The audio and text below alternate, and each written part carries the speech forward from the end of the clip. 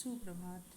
आज हम लोग हिंदी आरोप भाग 2 का चौथा पाठ रघुवीर सहाय द्वारा लिखित कैमरे में बंद अपाहिज पढ़ेंगे। सबसे पहले तो हम लोग रघुवीर सहाय जी के जीवन परिचय, साहित्यिक परिचय और रचना पे कुछ चर्चा करेंगे। उसके बाद उनके द्वारा लिखित शीर्षक कैमरे में बंद अपाहिज पढ़ेंगे। रघुवीर सहाय का जन्म सन 1929 में लखनऊ उत्तर प्रदेश में हुआ।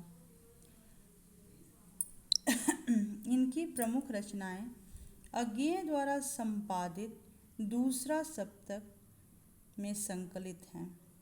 इनकी आरंभिक कविताएं व महत्वपूर्ण काव्य संकलन सीढ़ियों पर धूप में, हंसो हंसो जल्दी हंसो, आत्महत्या के विरुद्ध हैं।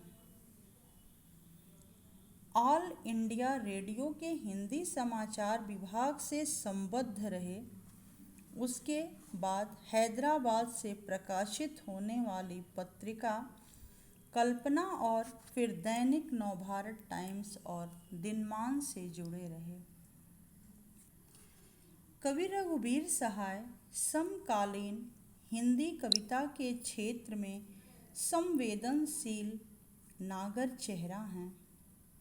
इन्होंने सड़क, चौराहा, दफ्तर, अखबार, संसद, बस, रेल और बाजार की बेलौस भाषा में कविता लिखी। इन्होंने अपने मोहल्ले के आम चरित्र रामदास, गीता, सीता, हरिया, हरचरना पर कविता लिखी और इन्हें हमारी चेतना का स्थायी नागरिक बनाया। हत्या, लूटपाट एवं आगजनी की घटना तथा राजनीतिक भ्रष्टाचार और छल छद्म इनकी कविता में उतरकर केवल खोज परक पत्रकारिता की सनसनीखेज रपटे नहीं रह जाते, अपितु ये आत्मान्वेषण का माध्यम भी बन जाते हैं। यह ठीक है कि कवि पेशे से एक पत्रकार थे, लेकिन वे सिर्फ पत्रकार ही नहीं अपितु सिद्ध कथाकार और कवि भी थे। कविता को उन्होंने कहानीपन और नाटकीयपन का वैभव दिया। जातीय या वैयक्तिक स्मृतियाँ उनकी कविताओं में नहीं के बराबर हैं। इसलिए उनकी साहित्य रचना के दोनों पांव वर्तमान में ही खड़े हुए हैं।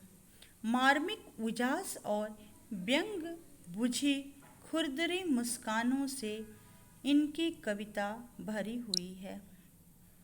उन्होंने छंदानुशासन भी लिहाजपूर्वक किया, यानी कि छंदों का भी ढंग से प्रयोग किया, लेकिन ज़्यादातर बातचीत की सहज शैली में ही लिखा और बखूबी लिखा, यानी कि उसको अच्छे तरीके से लिखा। उन्होंने बतौर पत्रकार और कवि घटना में निहित विडंबना और त्रासदी को भी देखा। कवि रघुवीर सहाय की कविताओं की दूसरी विशेषता यह है कि उन्होंने छोटे या लघु की महत्ता को स्वीकारा, यानी कि छोटी छोटी समस्याओं पर उन्होंने ध्यान दिया।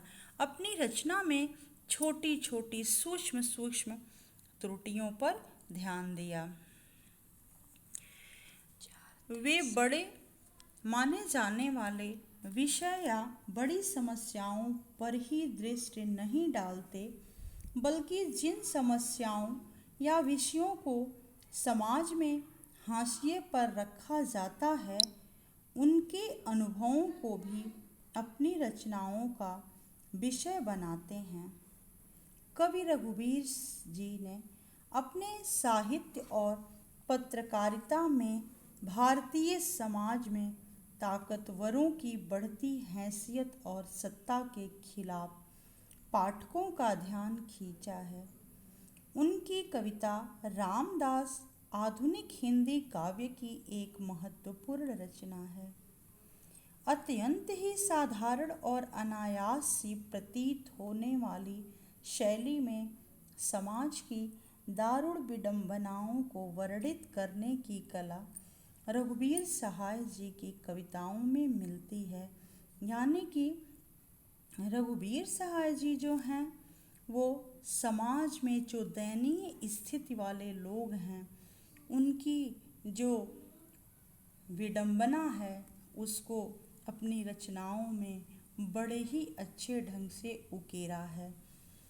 जो हम लोग इनकी रचना पढ़ेंगे वो है कैमरे में बंद अपाहिज।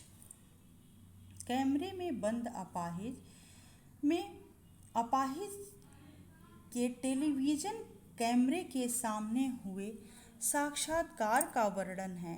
कैमरे में हुए साक्षात्कार का वर्णन है।